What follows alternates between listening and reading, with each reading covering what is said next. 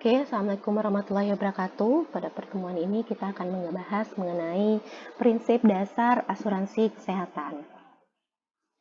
Outline pada pertemuan ini, tujuan pembelajarannya adalah mahasiswa mampu mendefinisikan asuransi kesehatan, kemudian elemen asuransi kesehatan, pemeliharaan dan pelayanan kesehatan, dan terakhir adalah tindakan-tindakan penyimpangan pada asuransi kesehatan. Yang pertama, definisi asuransi kesehatan. Definisi asuransi kesehatan memastikan seseorang yang menderita sakit akan mendapatkan pelayanan yang dibutuhkannya tanpa harus mempertimbangkan keadaan ekonominya. Menurut Jacobs B, health insurance adalah the payment for the accepted cost of a group resulting from medical utilization based on the accepted expense incurred by the group. The payment can be based on community or experience rating. Dari definisi di atas, ada beberapa kata kunci, yaitu ada pembayaran, yang dalam istilah ekonomi ada suatu transaksi dengan pengeluaran sejumlah uang yang disebut premi. Kemudian ada biaya, yang diharapkan harus dikeluarkan karena penggunaan pelayanan medik. Yang ketiga ada pelayanan medik yang didasarkan pada bencana yang mungkin terjadi, yaitu sakit. Dan keadaan sakit itu merupakan sesuatu yang tidak pasti atau uncertainty, tidak teratur dan mungkin jarang terjadi. Tetapi bila peristiwa tersebut benar-benar terjadi, implikasi biaya pengobatan dapat demikian besar dan membebani ekonomi rumah tangga. Kejadian sakit yang mengakibatkan bencana ekonomi bagi pasien atau keluarganya biasa disebut sebagai catastrophic illness. Selanjutnya adalah manfaat asuransi kesehatan. Antara lain, asuransi merubah peristiwa tidak pasti menjadi pasti dan terencana. Kemudian asuransi juga membantu mengurangi risiko perorangan ke risiko sekelompok orang dengan cara perangkuman risiko atau risk pooling.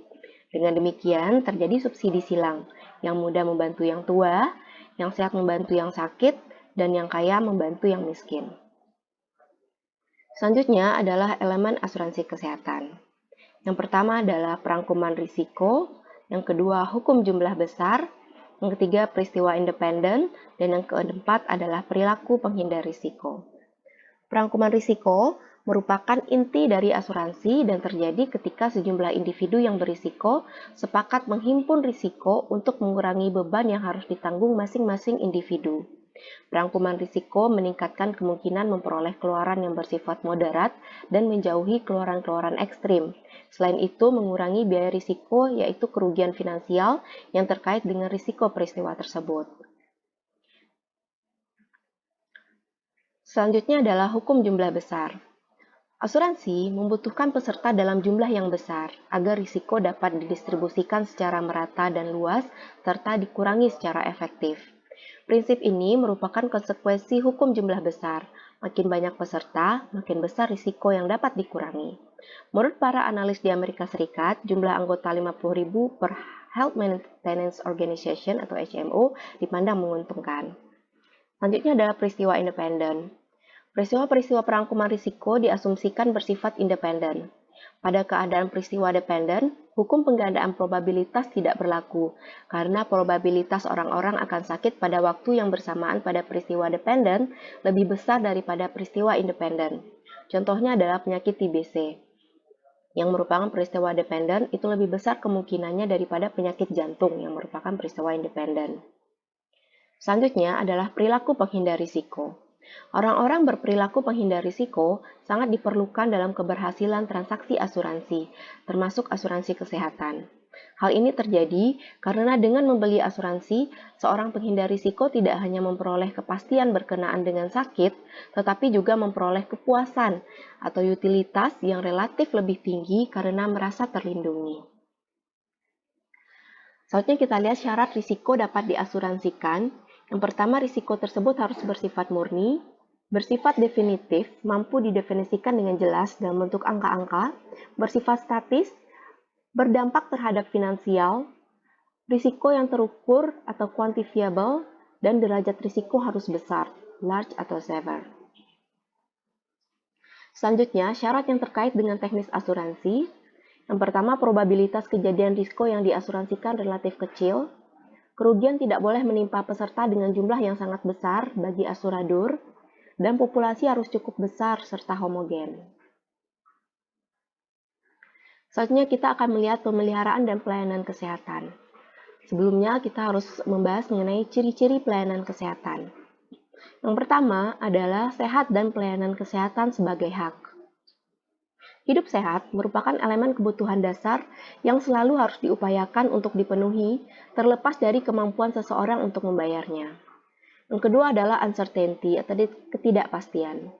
Adanya ketidakpastian tentang kebutuhan pemeliharaan dan pelayanan kesehatan mengenai waktu, tempat, besarnya biaya, urgensi pelayanan, dan sebagainya. Sehingga pelayanan kesehatan disebut dengan uncertainty atau ketidakpastian. Kemudian, asymmetric of information. Keadaan tidak seimbang antara pengetahuan pemberi pelayanan atau provider dengan pengguna jasa pelayanan seperti pasien karena pasien yang ignorant. Providerlah yang menentukan jenis dan volume pelayanan yang perlu dikonsumsi oleh pasien. Keadaan ini akan memicu terjadinya supply-induced demand, yaitu pemberian pelayanan yang melebihi kebutuhan pasien sehingga terjadi peningkatan biaya kesehatan. Selanjutnya adalah externality. Pelayanan yang sifatnya pencegahan umumnya mempunyai eksternalitas yang besar, sehingga digolongkan pada komoditi masyarakat atau public goods. Contohnya adalah imunisasi. Kemudian padat karya. Contohnya adalah tenaga di rumah sakit itu lebih dari 60 jenis. Selanjutnya adalah mixed output. Keluaran yang dihasilkan merupakan suatu paket pelayanan sebagai kerja sama tim yang sifatnya bervariasi antar individu dan sangat tergantung pada jenis penyakit. Terakhir, statistik berkompetisi. Adanya pembatasan praktek berkompetisi sehingga mekanisme pasar tidak sempurna. Misalnya, tidak ada pemberian barang atau banting harga dalam pelayanan kesehatan. Ciri-ciri ini perlu dipertimbangkan dalam penentuan premi peserta asuransi, pencapaian tarif pelayanan, penentuan aksesitas terhadap sarana pelayanan kesehatan, dan penentuan jasa pelayanan bagi dokter, perawat, dan tenaga kesehatan lainnya.